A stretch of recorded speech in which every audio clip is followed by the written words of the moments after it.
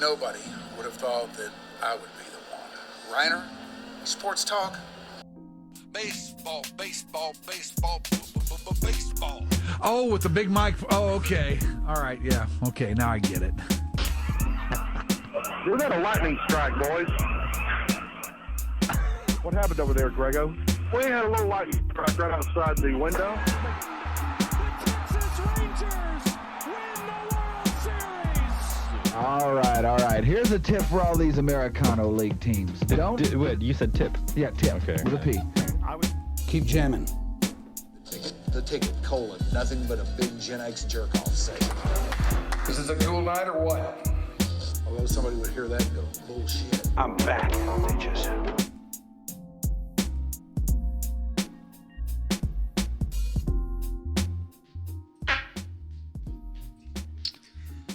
What a great way to start. What a great way to make your mark on today's edition of Your Dark Companion. Did people actually hear that?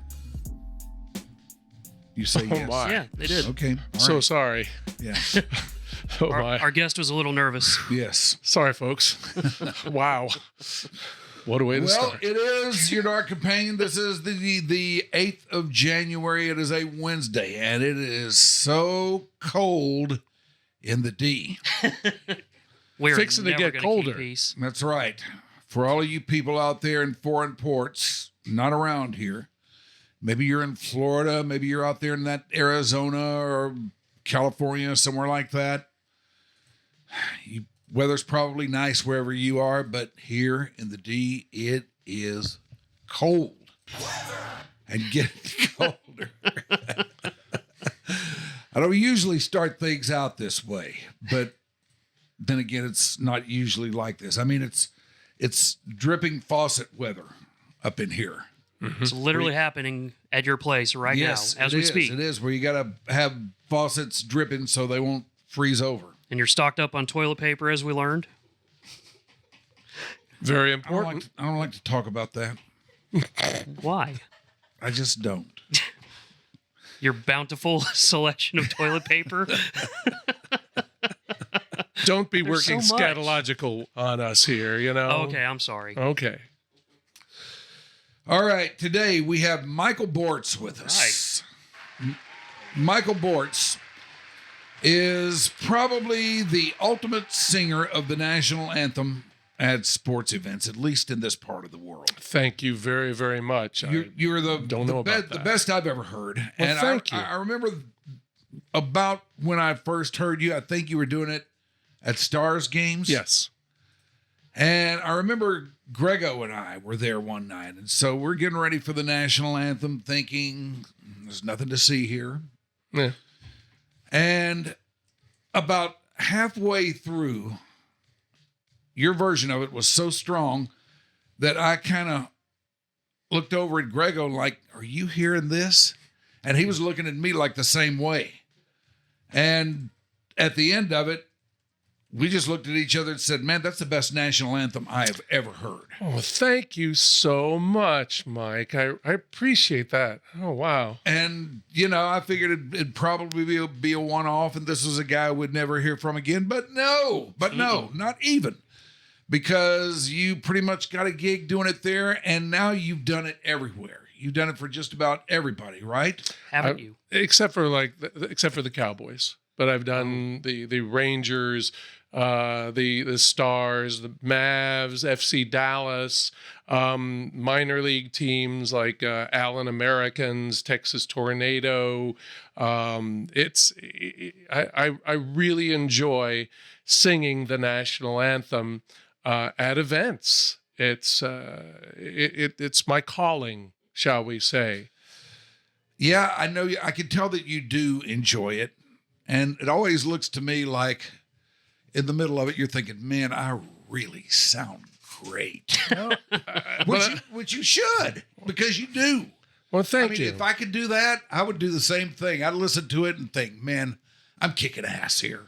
Nobody can do this like me. I don't even think that at all, but thank you very much. As far when I'm there and I'm singing, I am laser focused on a point, and that's the flag, because I don't want to be distracted. And there's a ton of distractions all around you. I'll bet. Right.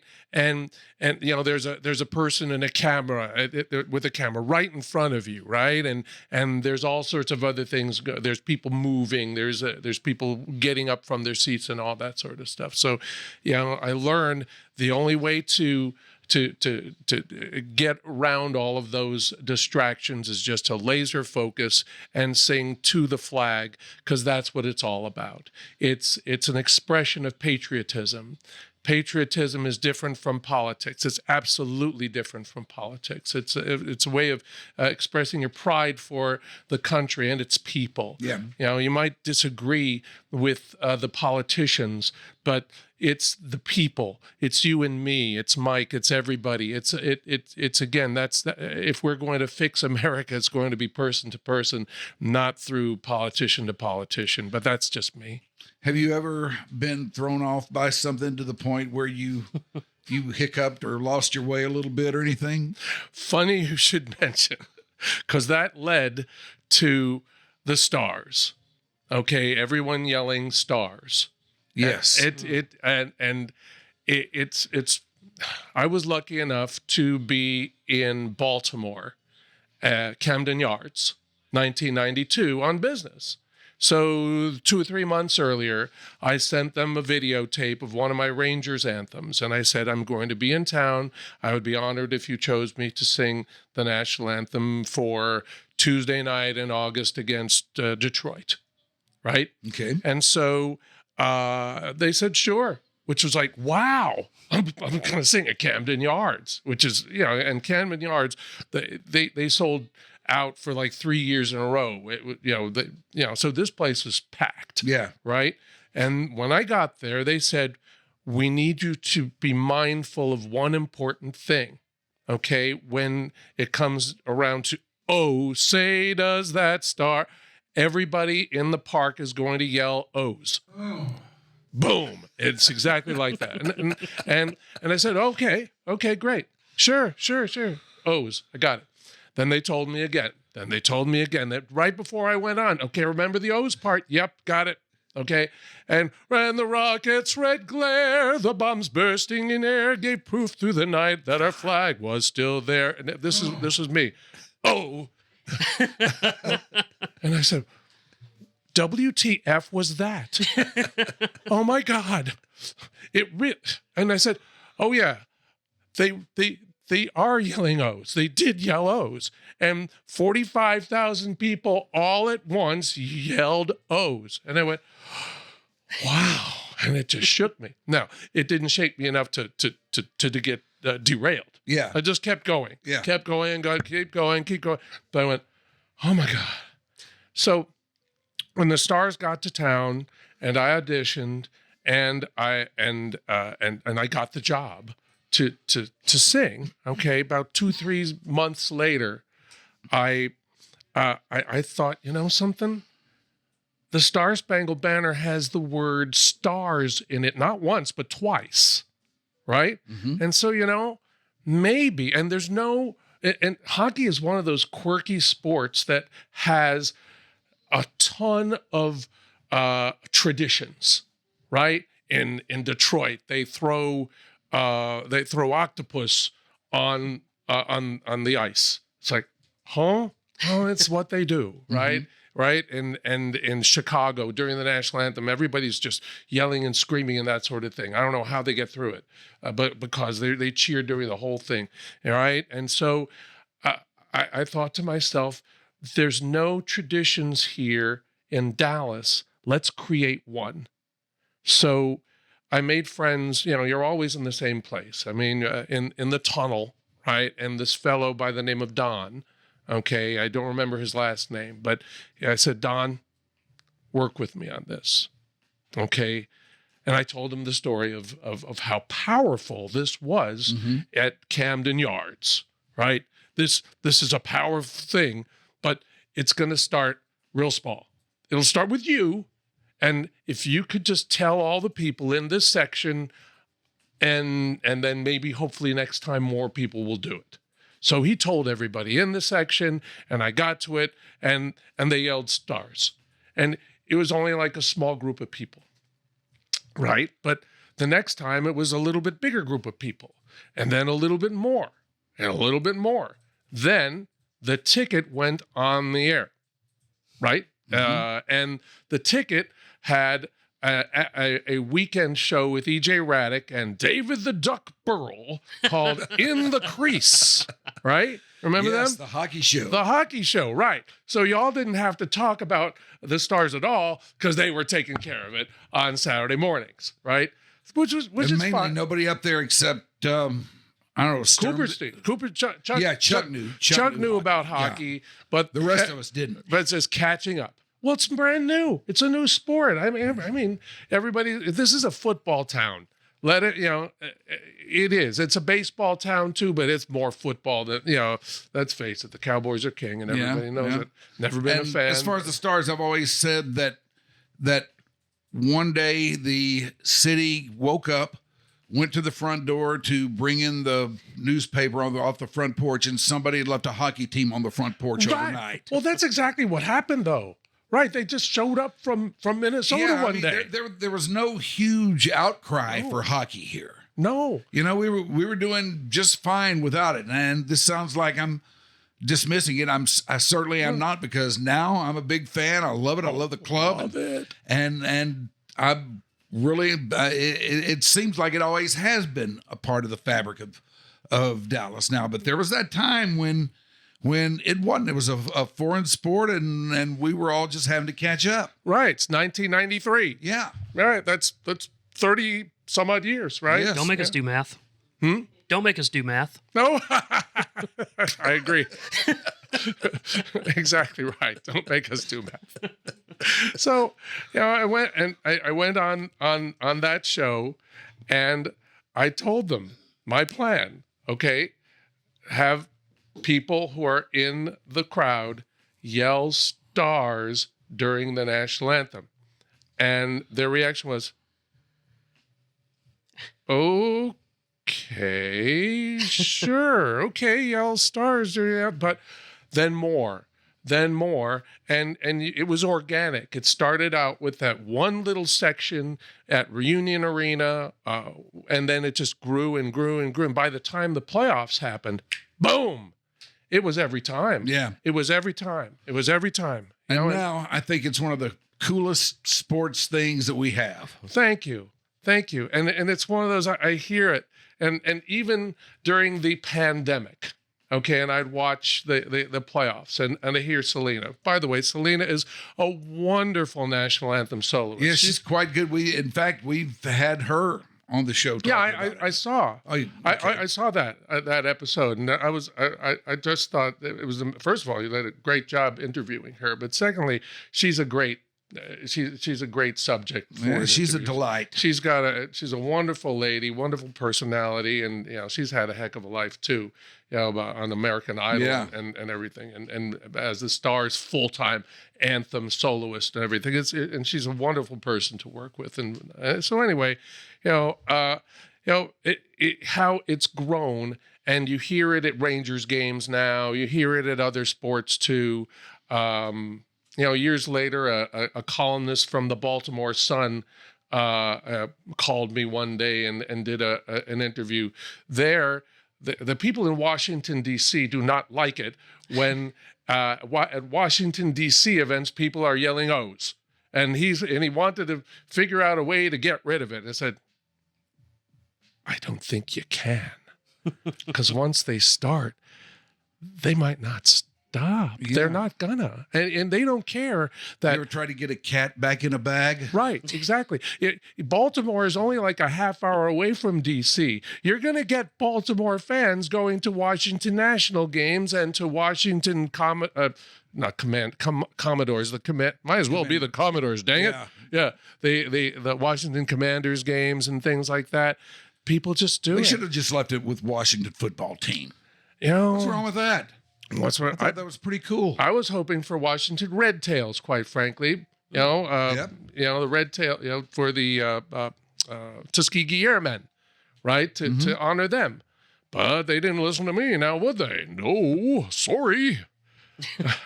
They never listen. They never listen to me. I tell you, I have all the best ideas in the world. Hey.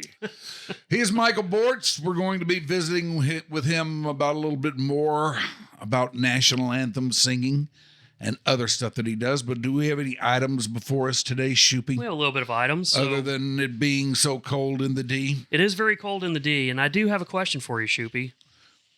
What is that? Do you think the Texas government is not actually salting the roads to prepare for winter weather, but to discreetly raise our sodium levels? Ooh. Interesting.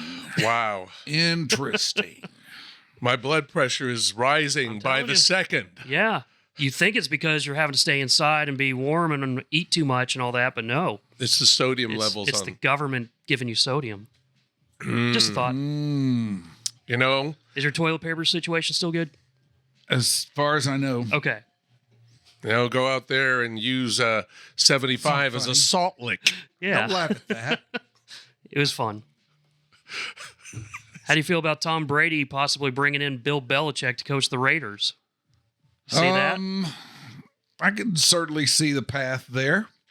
I'll bet it happens. It's got like a $10 million buyout, though, if he does it anytime soon. Well, didn't he sign on at University of Yeah, North he's with North Carolina? Carolina. Yeah. He's already being recruited away. But he did go to the Jets for like 2 days before going to New England. Right. Though. I mean, he's got a I was going to say, history of thankfully, doing stuff. thankfully for UNC, he doesn't have any history of just bolting right before starting a job or Right. something else. But I'll bet he would. Oh, he I'll definitely bet will. if this really got hot and there a clear path developed, which could happen, I'll bet he would think nothing about bolting from UNC before he even coaches a game there. Yeah, he apparently talked with Belichick before firing Antonio Pierce and basically asked what would it take, which is always a good question. Oh, that's always the ultimate. That's a question you got to ask in any situation. What's Really it is. gonna take? What's it going to take, Mike? No one ever asks me that. What's it going to take? I don't think so. To Well, have fun. Then maybe you ought to be the one asking that. Yeah, There you Ah, go. see, that's my way. yeah. That's should have done that. Well, you got your Years ago. microphone before the Anthem next game. Just find someone in the What's crowd. it going to take? Yeah. So yeah. Is that it? Is that the only item? No, you've that's got? not the only item. Okay, well, let's have another one. Yeah. I left a little gap there for You you, did. to go on to the next one. Well, I'm not good at being a professional newsman yet. I'm developing. Well, there's no discussion to be had All right, well, at screw this it point. then. You know, What are you gonna- It's a neat story, and I said I bet it happens. Okay. But so basically, you'll see. Yeah, you'll see. Well, do you think we'll see Mike McCarthy coaching the Cowboys next season? Yeah, I do. Because they've I already do. denied the Bears the opportunity to talk to him. Yeah, and if they're going to do that, then that tells me that they're not keen on the idea of another coaching search. But look, everything out there is so weird right now. Nothing makes sense. And I mean, everything that went on in this season just did not add up to any kind of point of sensibility for anybody. And I'll bet he winds up back here next year because I don't know if they really have the stomach for the fight to screw up another coaching search, which they will if they engage in one. And number two, most of what went wrong this season didn't have anything to do with him. And number three, the players seem to like him. There are a lot of guys on that team who have stood up for him, and I bet there are going to be a bunch more who will stand up for him if it comes down to that. Micah Parsons stands up for him. So, yeah, I think Mike McCarthy is going to be back next year. Or, now that Jerry knows that Brady's talked to Belichick, you think Jerry's going to talk to Belichick? I can't imagine that. Would be delicious if It he would. did, Just but be I tasty. can't imagine that happen. Or I can't imagine that happening because I'm sure that Belichick knows the way things are here. Belichick knows. I mean, he's no dummy. He's been in the league for a long time, and he knows where he would and would not fit, where he could and could not work in that way that he does. And this is definitely one of the places where he can't, because he would have a boss here, and he doesn't do real well with bosses. He doesn't seem to. No. So, I don't know. It's going to be an interesting story to watch unfold, whatever happens to him. I hope he's in the league somewhere next year. I can't imagine him coaching college football, but apparently nobody else was terribly interested in bringing him in, because you got to have a certain kind of situation for him. And apparently that only exists in places where there's somebody high up on the food chain who knows how he is and knows how he works. And they have that with the greatness. Yeah. I could see Mark Davis being like, screw it, let's bring him in. Yeah, I can too. He's already seeming to give up a bunch of his stocks and shares and all that, so I kind of want to see it. I'd love to see it. And he can hang out in the black hole or whatever it's called. Isn't that what it's called? Yeah, it's a black hole. It used to be in That's Oakland. hot. Isn't it? It's not anymore? I don't know. I don't know if they've adopted it out Yeah. there, because Don't know if it they've been traveled. such a non-story this year. I don't think I've seen them play on TV one time this year. I can't say I have either. So I really don't know what they're up to as far as the football operation. But if Bill Belichick were there, then that would make him worth watching. I'd watch. I would too. What else? That's all I got for now. I want to know, Mike, if you play any instruments. I know you've obviously been singing for a while, and, you know, do you play guitar? Do you play I do. piano? Nice. I have an Ovation custom celebrity, blue, pretty. I love playing it, but I'm not that good. Same here. I play well enough to accompany myself. You know, I'm a rhythm player. I cannot play any leads whatsoever. I just don't have the dexterity with my fingers. I haven't developed it. It's strictly rhythm. You don't want to make it cry or sing. Nah, thank you. Thank you very much. Mark Knopfler. Good reference right there. Big fan. Me too. From Newcastle. Yes. Newcastle, England. Good day, mate. Yeah, that's my team. Newcastle United, my EPL team. Yes. You think you'll ever do the English anthem for them? Oh, God, from your mouth to God's ears, that'd be great. But I don't know. Matter of fact, I don't think they do national anthem before English Premier League games. I've never seen it. How many national anthems do you know? I know U.S., Canada. Duh, that's a new country. Canadian national anthem. I've sung the Japanese national anthem, the Mexican national anthem, Israeli national anthem. Wow. I think that's the number that I've ever done. And you have to learn to sing it in all those languages? Yeah. Oh my God. Yeah. Dude. Well, and You have to excuse me. I'm paranoid of languages. really, you're one of the most.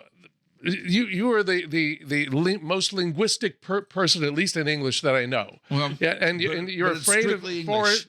it. Okay. Well, first of all, you're a musician though, right? You learn music by ear sometimes, right? Yeah. Okay. It's the same thing. Okay. You listen to it enough times in a foreign language and you get the words, right? And you get the sounds.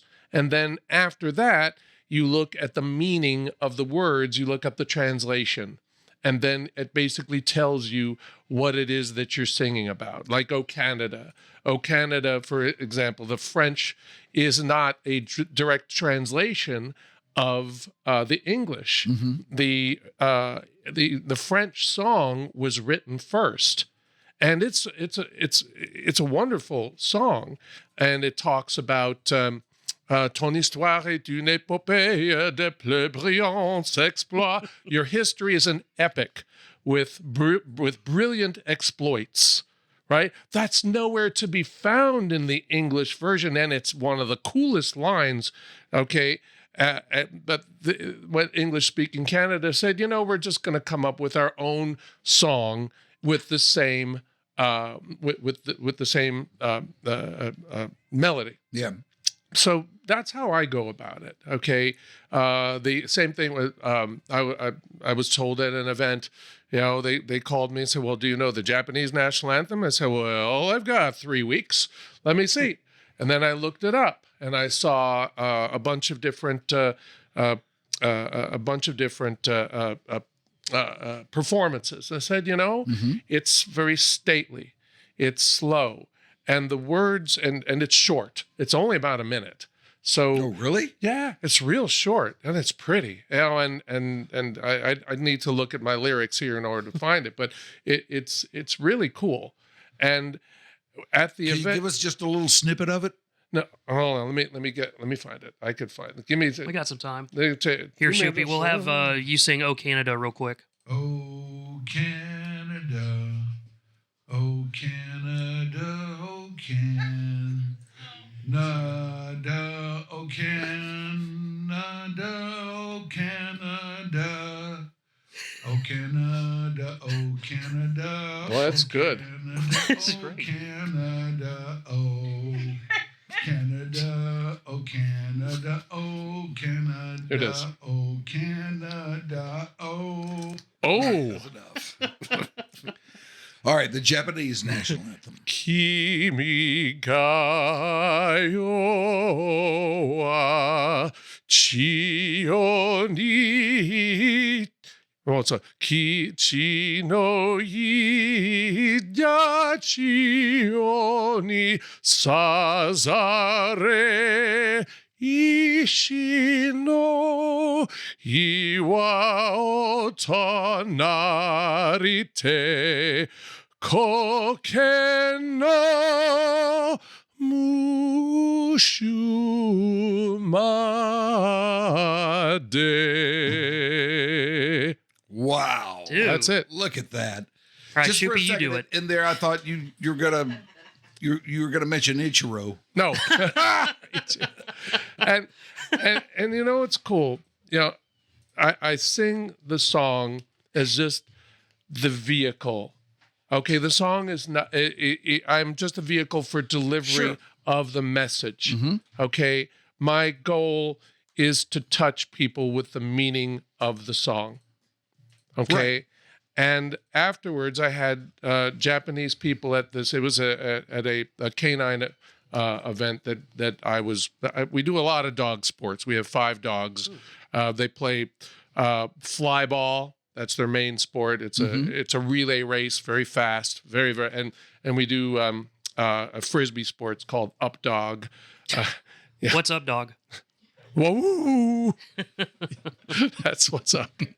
So yeah, and that's what's kind of comical about it. Yes, what's up? What's up, dog? Yeah, that's See, it's masterful bon mots like that that have put him where he is. Good Yeah. times.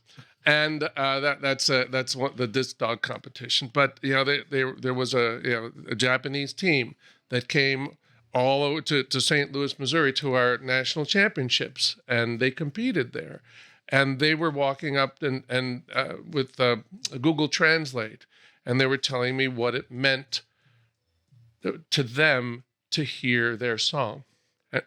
I get all choked up, because that's again when people walk up to you, like after a national anthem at a sporting event, and a lot of people, hey, great job, yada yada yada, that sort of stuff, which is wonderful. I love hearing that. I love from fans and that. But when someone in the military or a first responder, or they come to me and says, this is what that song that really meant to me. Yeah. I'm getting all choked up.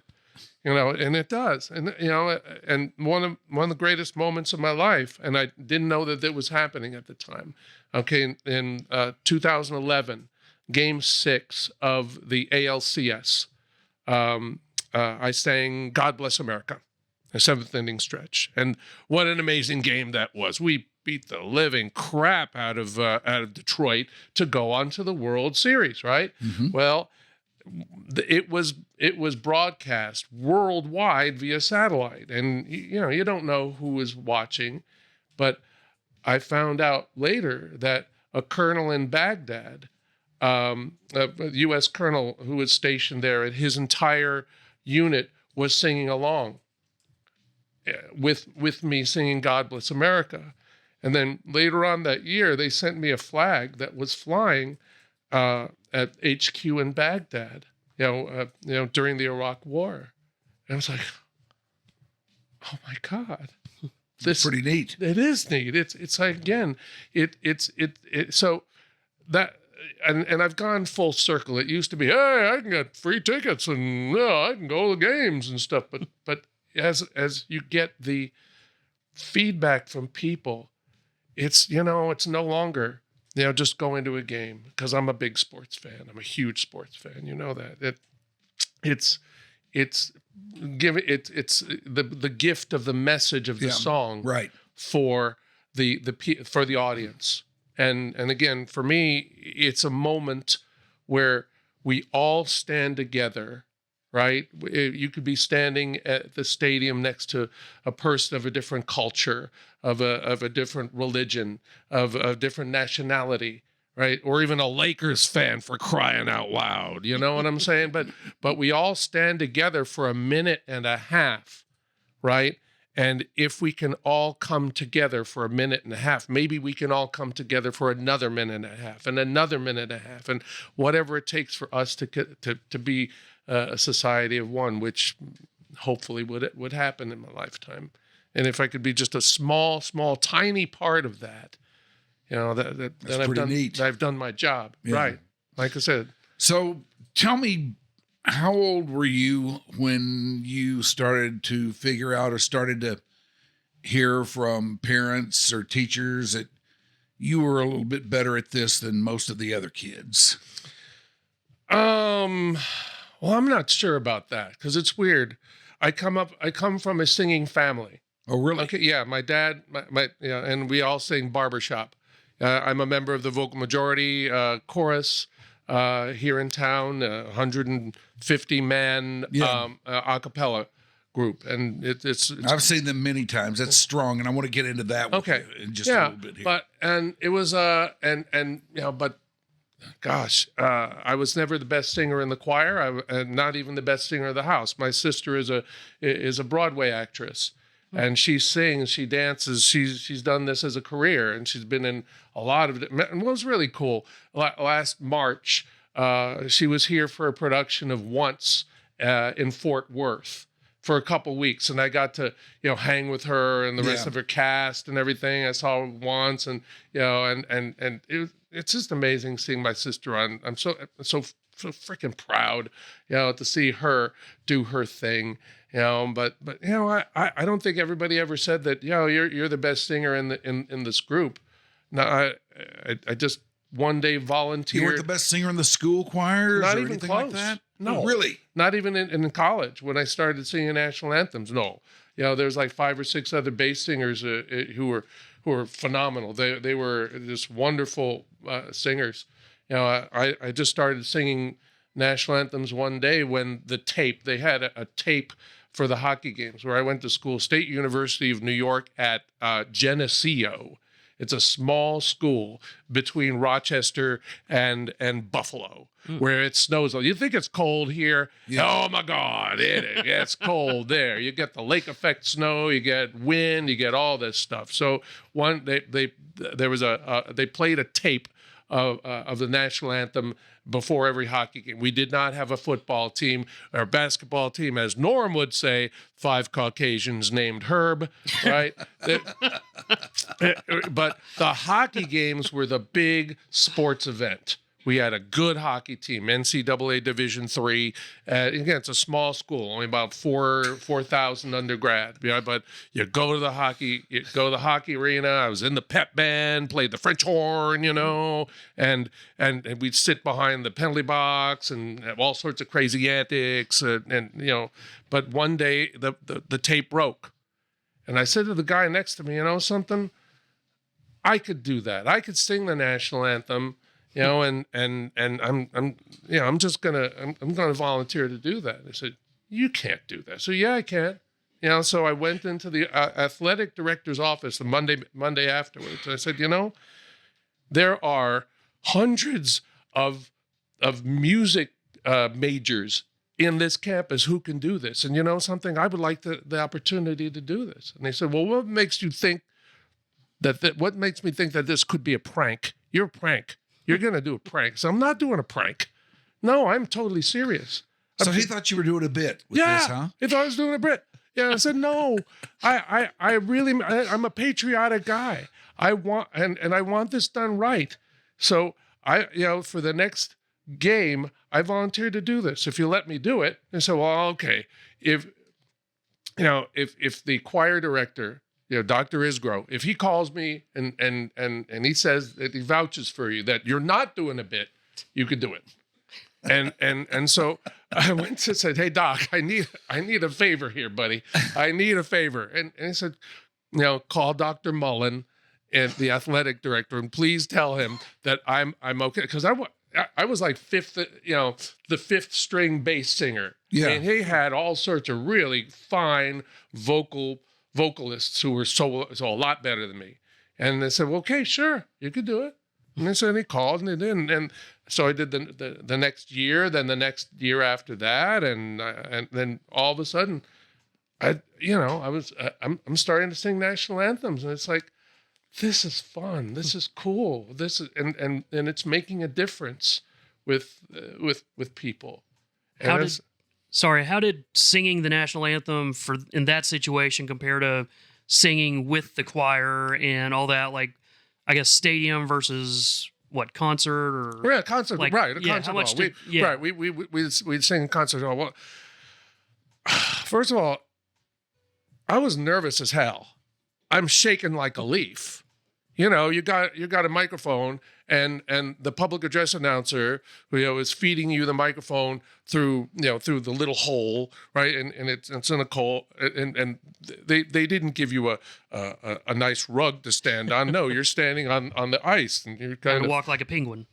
Exactly. You're walking like a penguin. Exactly right. To get to and I'm shaking and say But after a while, you get used to it, and after a while, you figure out the trick of singing to the flag and stuff like that, and then things start to smooth out and they normalize.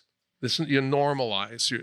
It's just a sensation that you're now used to, and you can work with, and you can just keep going and keep doing, and you develop. This is how I'm going to do it, and this is how I want it to sound. I want it to be an upbeat anthem. Yeah, I don't want it to be long and drawn out and things like that.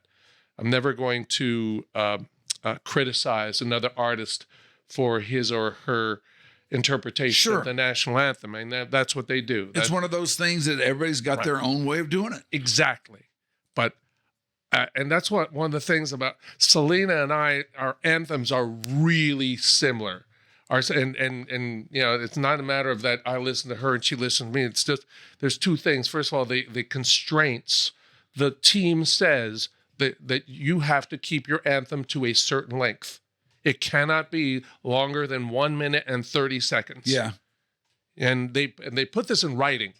They also tell you what to wear. They also tell you when to be and where to be and all that sort of stuff.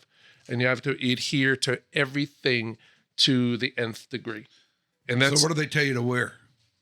Well, don't wear shorts, right? You don't wear... That eliminates you, Shoopy. That does. That's unfortunate. Well, you can always bring a change of clothing, right? Well, okay, well, you ain't going to sing many national anthems for the Rangers. I'll tell you that much. You don't wear shorts. You're not supposed to wear, ripped jeans and stuff like that. They want you to look professional. Oh yeah, they want you to look professional. You gotta look spiffy. Right, there you go. Look good, right? And that's important. You look good and you feel good. You feel a little bit better about yourself. And that's the thing. When I'm saying with the quartet, so guys, if you want to bring a change of clothing for afterwards, that's great. And in the summertime at the old stadium, you had to. Yeah, I mean, you had to. You're not going to go out there in 101 temperature, 105 temperature, whatever, wearing slacks and dress shoes. That's as a great man once said, it's pretty important that you do. Right. You know, you just, yeah, but now change as soon as you're done, change. Yeah. You know, what's cool though with the dome, you don't have to. You don't have to. Now, It's the best. What time do they tell you to get there? 1 hour before. And that's 1 hour before through the door. Okay. So that means, okay, you've got to be parked. For the Rangers, you're walking about a half a mile.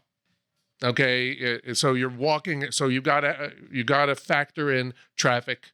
You have to factor in walking. Mm-hmm. You have to factor in how long it will take to get through the metal detectors and all that other stuff that they've got for security. Right. So it's not just park. So you've got to be there because they're going to meet you 1 hour before and they're going to take you downstairs, which is, you got to go through the crowd. You have to find the right elevator. You have to go downstairs, and then you have to go through all the little tunnels that are downstairs. And they have a guy to lead you through all. Oh, they have. this? Oh, yeah.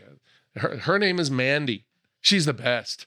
Mandy. She's been doing this for years and years and years for the Rangers. She's wonderful. And everybody has somebody that takes you where you're supposed to go.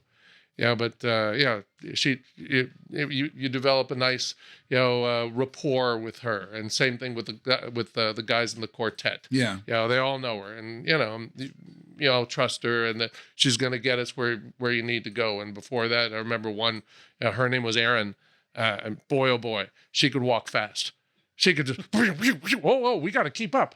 We got to keep up with Erin. Whoa, put on your track shoes. Here we go. So do they tell you to get on with this thing, or do they let you draw it out, or is there some restriction on how long they want this to be? Oh yeah, the actual singing? 1 minute and 30 seconds. 1 minute 30 seconds. It used to be 120 for the Rangers. But everybody else has just kind of loosened it up to 130. Yeah, but it's got to fit in that placement. It can't be any longer. Do you ever get into a situation where you're not going as fast, or you're going a little faster than you think you are, or you're not going as fast as you think you are? I'm 1 minute and 20 seconds just about every time. Just about every time. It's like clockwork. And I kind of want it to be that way. Yeah. I don't want it to be 1 minute and 35. I just feel it this way. Well, I will tell you this. I feel it. Every time that I've seen you do the national anthem, and I've seen you do it a good bit at these games and stuff, it always does seem like by now you've got it down to where you know how fast it should be. You know your pace. You know the tempo. You know how to get it within the whatever the time restriction might be. You've got all that down.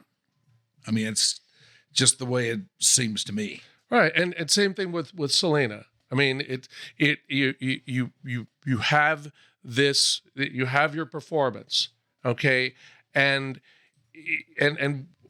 getting back to hers. What I really like about hers, there's 3 gears that she has. I don't know whether she officially or willfully does the 3 gears, but I notice it every time. Oh, say, can you see by the dawn's early light? Okay, up until what's it? Okay, up to the and the rocket's red glare is 2nd gear. Right.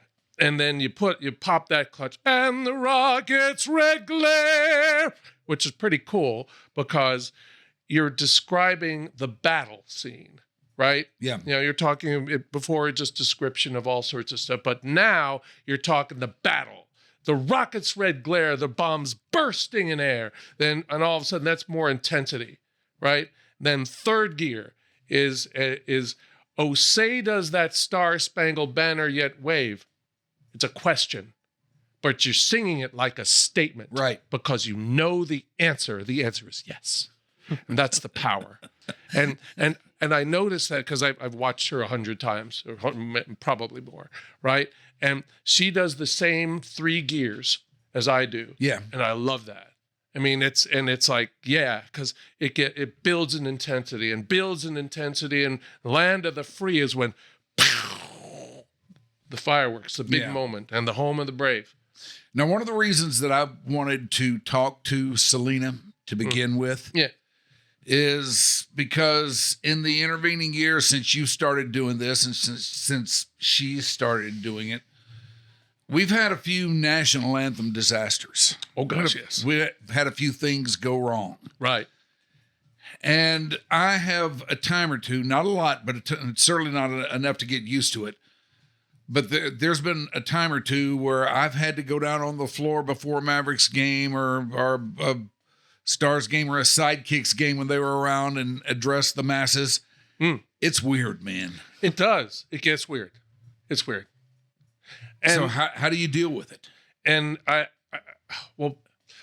at the arenas, it's not bad. At American Airlines Center, it's wonderful. You have monitors that are shooting right down on you, so you can hear in a real time what it is that you're doing. But it was really, really bad at Arlington Stadium. Okay. Oh, I can imagine. It was like, oh, say can you, oh, say can you. Yeah. It's coming back at you a second and a half or more, and it's 10 times as loud as you can, as you're hearing your own voice. And the ticket plays this all the time of that poor fella from University of North Texas who and I see you, The invitation. Your invitation, right? And the problem is you hear this and you try to sync with this delay, and you get into this circle and you can't do it. So, and I know that she uses the ear monitors. I don't have those, so I just put in earplugs. I mean, little foam earplugs you can get at any CVS or Walgreens or Walmart, wherever. And you just put them in there, and you try this. Put your fingers in your ears, okay? And ha ha ha, hello, hello, hello, hello. Right? Say something. Yes, I can. Right. I can hear. You can still hear yourself. Right.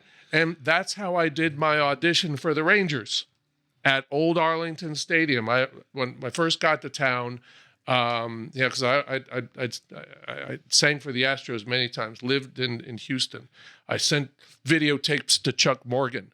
Said here, and said, well, we don't have live national anthems. I'm sorry, we don't. Okay, we have a recorded national anthem, and it's because of our sound system. I said, well, I've sung at the Astrodome.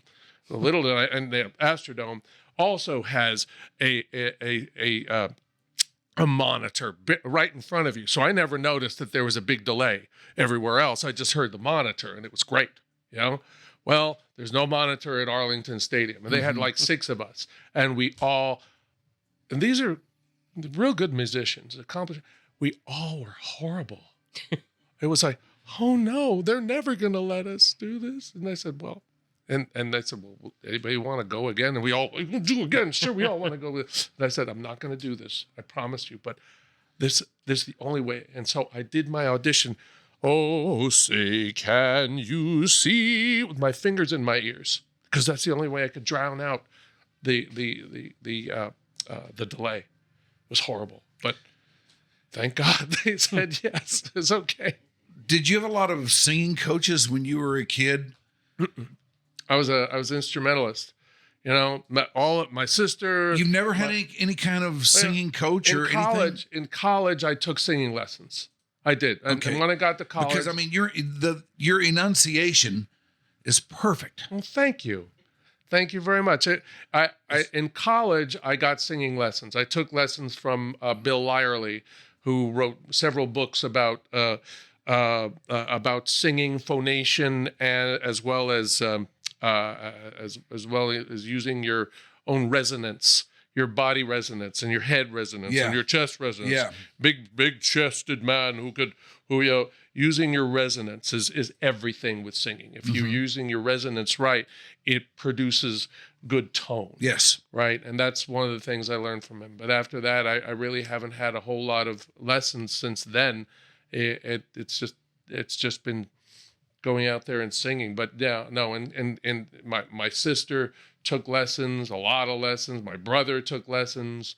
You know, when he was a kid, but you know, they were the singers of the family. I was the rebel. I wanted to be an instrumentalist, you know. Oh no, I'm not. Oh no. Then finally I gave in.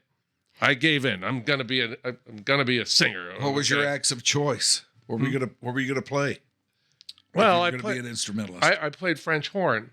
I was in the band. I was in the wind ensemble. I was in the orchestra, and I could play Mozart. I could play Beethoven. You know, things like that on the French horn. You know, but you know, I was never going to be a professional musician. Yeah. I wanted that to always be a side hustle. Yeah. I wanted to be on the radio. I did. I was a communications major.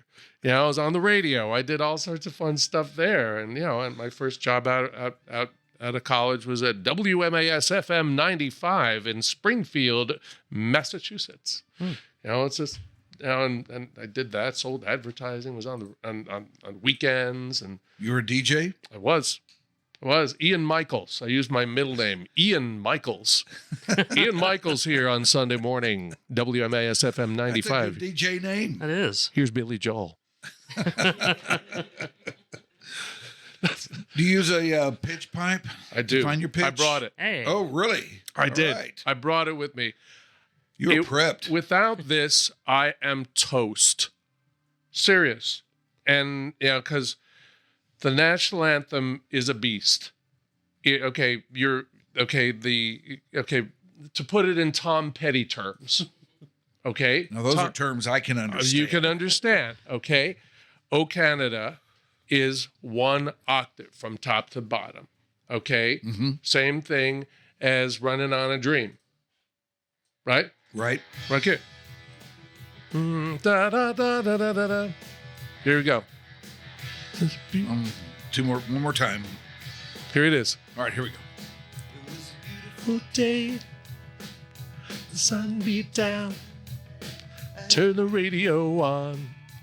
I was driving. That's all we need. And that, the highest note, right? Da, da, da. That's the highest note.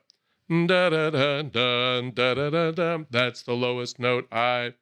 Mm-hmm. So from the same, that's the same as O Canada. That's the same range as O Canada. Okay. I've sung that song 1,000 times. Right. And I've never thought of that. Right. It's just to demonstrate the range of the song. Now, the Star Spangled Banner is an octave plus 5 more notes. I could not find a Tom Petty song that's an octave and a fifth, but Free Fallin' is an octave and a third. Okay? Yeah. So it doesn't get to the high part. There it goes. That's an octave and a third. And that's a high A. Can you sing a high A? I don't know. I think we might have changed the key. I bet you on it a little bit. Oh yeah, and that's the thing about the national anthem. Okay, you can, because you're singing a cappella, you could put it in whatever key you want. Yeah. Okay, and with this, okay, I know that my key is B flat. I have to, because my highest usable note is an F. Mm-hmm. Okay, I can, if I pull it a little bit sharp, I can do an F sharp, but a G is out of the question. A, forget about it. That A that Tom Petty does so nice, and I'm free. What a statement! I'm free falling. You know, right? Can't come near it. You know, it's just too high.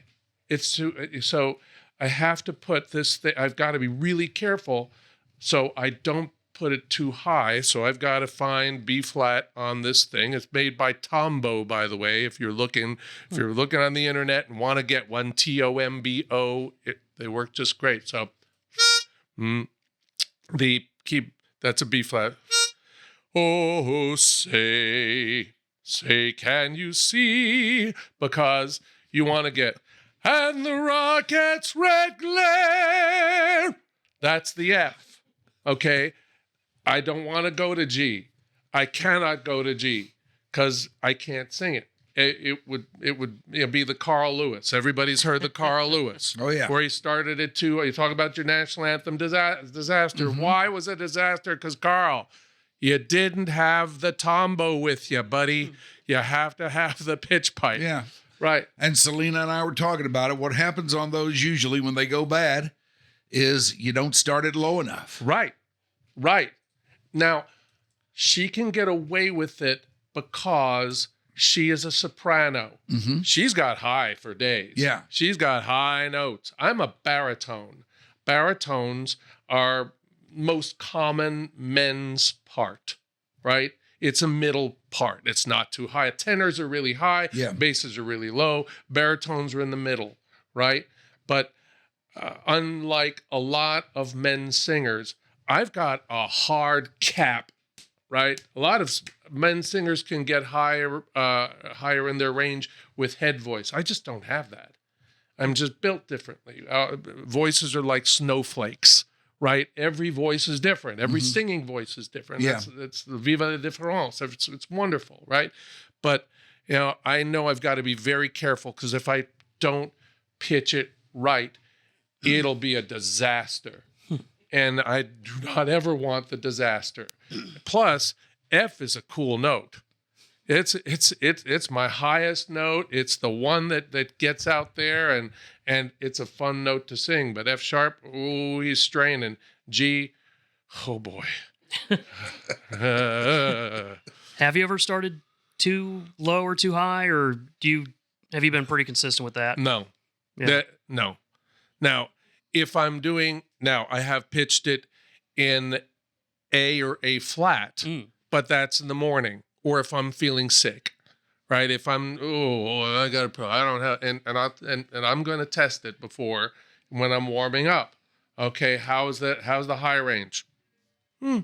Reasonable, good, but I don't know, just feel strained. Okay, just pull it down a half, or because in a lot of these the canine sporting events, they start at 7:30 in the morning. Gross. I know. Isn't that great? Yeah. Yeah. So let's just say on Saturday, it's Sunday, the championship day, right? Championship day, right? And you might have been celebrating the night before with some of your pals, right? Right? You've been Maybe. It could have happened, right?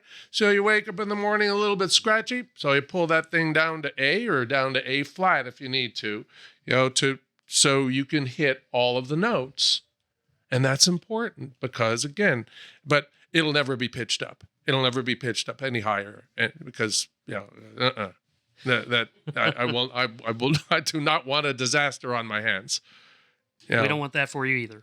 No, we don't want that for you. We're rooting for you. Thank you. I appreciate that. But I doubt, thanks for your support, guys. I doubt that we will ever have you in here to talk about a national anthem disaster from you. No, thank goodness. So we'll just let it ride, and you keep doing what you're doing, Playboy, because you are one of a kind. You are the best there is. Thank you, brother. Chase that money. Everybody knows it, and I can't thank you enough for coming on our little wing ding that we have here. Oh, this is more than a wing ding, my friend. If Mike Rhyner's part of it, it's awesome, awesome, awesome.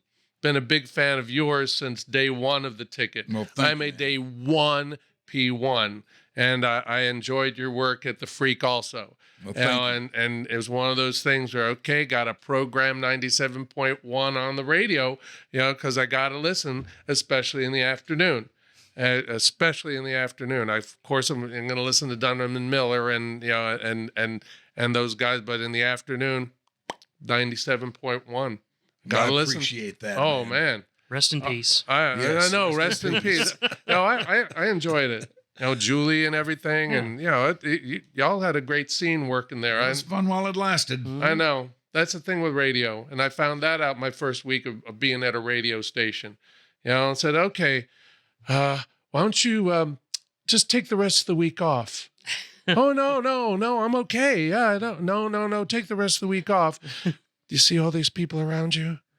They're not going to be here. We're changing formats, but we're keeping you, which is great. Yeah, they're keeping the 21-year-old guy because they don't have to pay him more than minimum wage, but Wow. I know, isn't that crazy? I've never been in that situation before. Oh yeah. I've been in some weird ones, but never like that. Oh yeah. Ugh. It's crazy. In fact, nobody's ever kept me. Right. Well, yeah. And what's weirder, 6 months later, they sold the radio station and became Portuguese, and we were all done. Oh. And we were all done. That was it. Okay. Figures. Yeah. Figures. They didn't give you a chance to learn it? No. No, that was it. That was it. You know, I think the radio station's been that way for forever since. He is Michael Borts. If you've been to a game, you have seen him sing the national anthem, I'll bet you. And if you're going to a game and you haven't, you will. Mm-hmm. You'll get around to it sooner or later. Sooner or later, maybe. Let's see. What do we need to promote here? Ooh. I'm getting blank looks. What about ham? Yeah. Okay. Let's promote ham. Ham is good. Let's promote ham and bacon tell is everybody better to though. Stay Damn warm right. today. On this cold day. Can I throw out just one more thing? Sure. If you're a guy who can sing and sings harmony, okay, and can hear harmony, Vocal Majority is always looking for singers. We rehearse in Capel at Riverside Church of Christ on Thursday nights from 7 till 10. Then afterwards, we go to the Flying Saucer and might have a beverage or two, and we might sing a little bit more in the pub. But again, we're always looking for new members, so vocalmajority.com. Sign up, Shoopy. Maybe I will. Yeah. Maybe he will. And now with more on Patreon, here's Becca. Uh-oh. Speak. Tell them about Patreon. Us on Patreon at patreon.com/Your Dark Companion. And if you'd like to join at the $3 rate, you will get your Sunset Lounge t-shirt and bonus content. Eventually.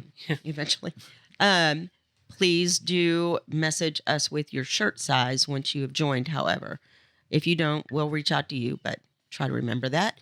You can also find all of our other shows on Maximo, Shipping Grooves, The Clubhouse, Ziggy with Beer 30 Sports, over Sunset Lounge. That is patreon.com/Sunset Lounge DFW. And also, remember, just join as a free member for all of the shows on both pages. All right. There we go. She's Becca. She's Mickey. She's Ashley. He's Shoopy. Hi. I'm Mike. Thanks for watching. We appreciate it. We will see you next time.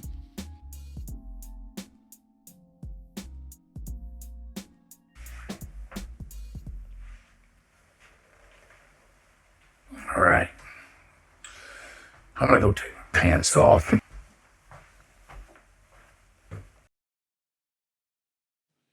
Your Dark Companion is a Stolen Water Media presentation.